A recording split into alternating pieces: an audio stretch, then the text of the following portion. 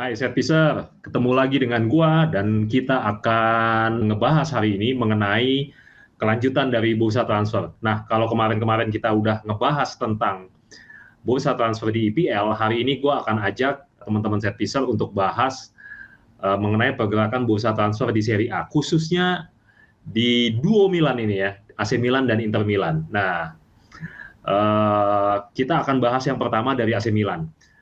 AC Milan kita tahu di bursa transfer kali ini yang sebenarnya masih jauh sih, tapi sudah beberapa kali kehilangan pemain-pemain incarannya di bursa transfer.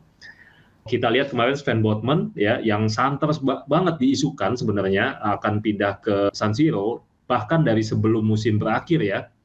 Ternyata malah gabung ke IPL, ke Newcastle United gitu ya, dengan biaya yang sebenarnya untuk ukuran IPL so-so lah 37 juta pound kalau gua nggak salah. Nah, padahal kita tahu kenapa diisukan salah satunya adalah karena Botman juga sebenarnya ngebet main di AC Milan ya.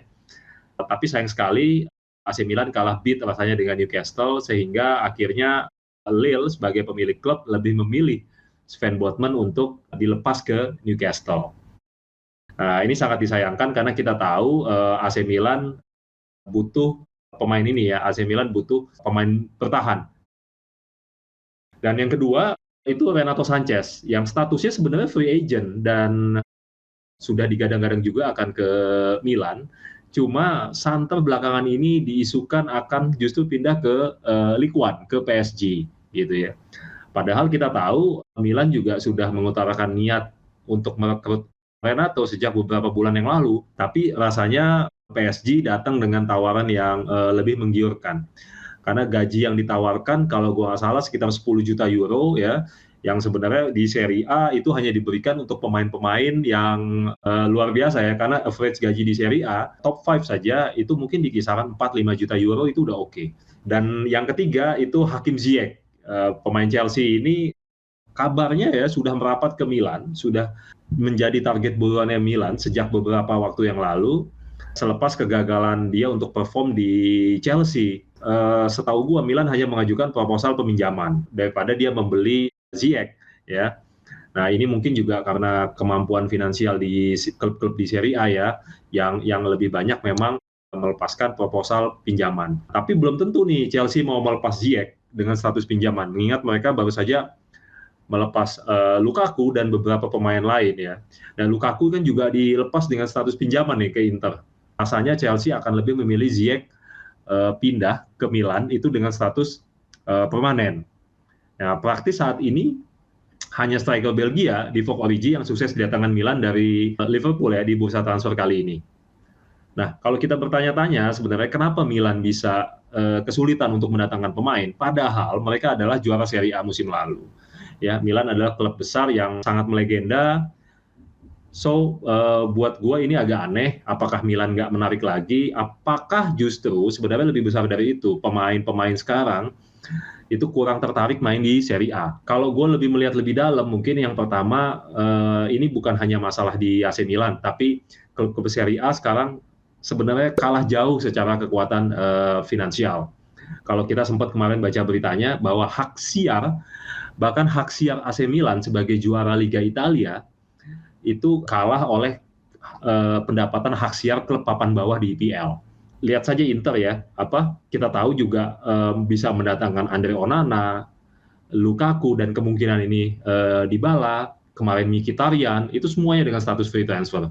Dan itu masih ditambah mereka mesti ngejual satu pemain lagi demi menyeimbangkan neraca keuangan klub. Begitu juga dengan Juve ya di Serie A. Kemarin mendatangkan Pogba dan kemungkinan akan mendatangkan Di Maria juga ya. Itu juga statusnya free transfer. Pembelian mahal Juve mungkin terakhir di musim lalu Dusan Vlahovic sekitar 70 atau 80 juta euro ya. Ya, tapi itu pun statusnya installment 3 tahun gitu ya. Nah, jadi menurut gua ini adalah sekarang inilah yang dihadapi oleh klub-klub Serie A ya.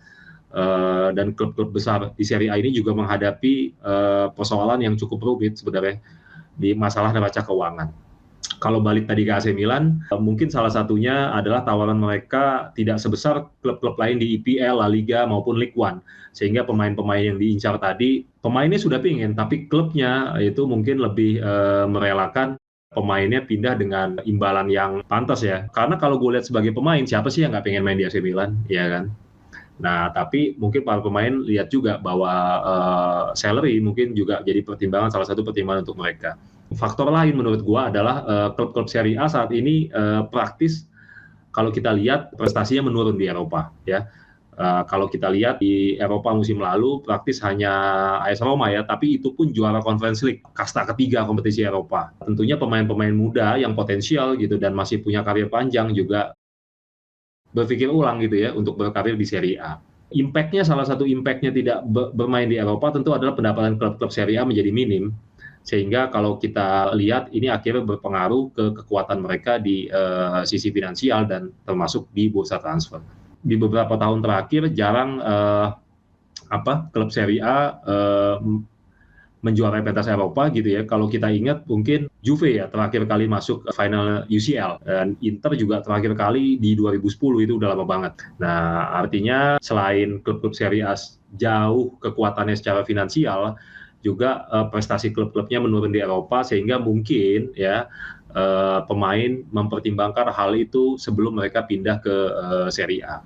Itu tentang AC Milan. Nah, gue juga mau singgung sedikit masalah rival sekotanya, masalah Inter ya. Kita tahu kemarin Lukaku akhirnya resmi kembali lagi ke Inter dengan status pinjaman dengan nomor punggung 90, yang gue nggak tahu artinya apa sebenarnya ya. Nah, yang gue akan bahas kenapa sih Lukaku sebenarnya ngebet banget nih, pengen balik ke Inter ya. Nah, kemarin ada beberapa sumber yang menyebutkan bahwa Lukaku mendapatkan perlakuan yang kurang pas lah di Chelsea ya. Ada yang bilang katanya Lukaku tersinggung ketika Tuchel menyebutkan bahwa Conte itu bapaknya Lukaku. Lukaku juga tersinggung ketika akun Twitternya Chelsea memposting ucapan Happy New Year gitu ya. Fotonya hanya kecil gitu ya. Ya hal-hal yang sepele sih menurut gua. Gua bilang sih lebay gitu ya. Sebenarnya bisa aja ini jadi alasan yang dibuat Lukaku karena dia nggak perform di Chelsea gitu ya. Kemudian dia cari jalan keluar gitu ya. Nah, ini bisa jadi menunjukkan kualitas mental seorang pemain. Kalau kita ingat, Lukaku sempat memberikan statement ke Sky Sport bahwa dia pengen balik ke Inter itu di bulan Januari loh, ya. Artinya sudah lama gitu. Tapi di balik itu semua, Thomas Tuchel gue lihat juga nggak bisa memanfaatkan keberadaan Lukaku di Chelsea. Lukaku sama sekali nggak cocok dengan skema 3-4-3 yang dimainkan Tuchel ya, di mana memang nggak ada aliran bola untuk Lukaku yang memang model strikernya adalah menerima passing-passing menerima passing-passing enak, aliran bola yang baik gitu ya. Nah, makanya kita lihat di Chelsea akhirnya lebih banyak kayak Havertz yang dipasang dibanding Lukaku. Tapi Tuchel juga bersikeras memakai skema ini dibanding dia coba fasilitasi keberadaannya Lukaku di Chelsea musim lalu. Nah, pertanyaannya apakah Lukaku bisa sukses seperti periode pertamanya di Inter? Kita tahu untuk pemain bola jarang pemain yang bisa sukses di era keduanya gitu ya, di era dia comeback. Atau kalaupun dia sukses nggak akan sesukses biasanya di era pertama gitu ya. Nah, terlebih apalagi pelatih Inter saat ini adalah Simone Inzaghi, bukan lagi Antonio Conte, ya.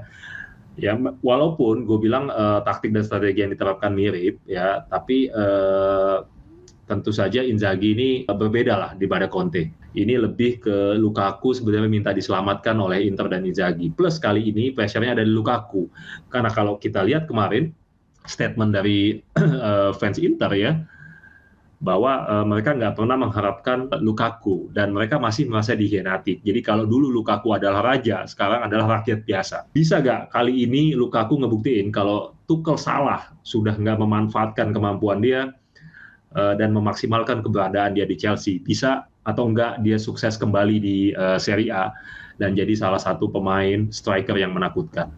Kita coba lihat aja ya set teaser bagaimana kelanjutan dari bursa transfer khususnya di duo Milan ini yang bersaing ketat di musim lalu. Kita lihat siapa pemain yang berhasil didatangkan oleh Milan, dan di kubu Inter menariknya bagaimana Lukaku bisa beradaptasi kembali di Serie A. Oke, itu ulasan dari gua kali ini. Nantikan ulasan menarik lainnya hanya di Set Piece, rumahnya fans sepak bola. Jangan lupa like dan subscribe, pencet loncengnya, jadi kita upload teman-teman tahu. Jangan lupa follow akun TikTok dan IG kita di Setteaser. Dan bagi yang belum subscribe, silakan subscribe, like, komen, dan juga tonton video-video ini karena biasanya akan ada bagi-bagi giveaway ya bro ya.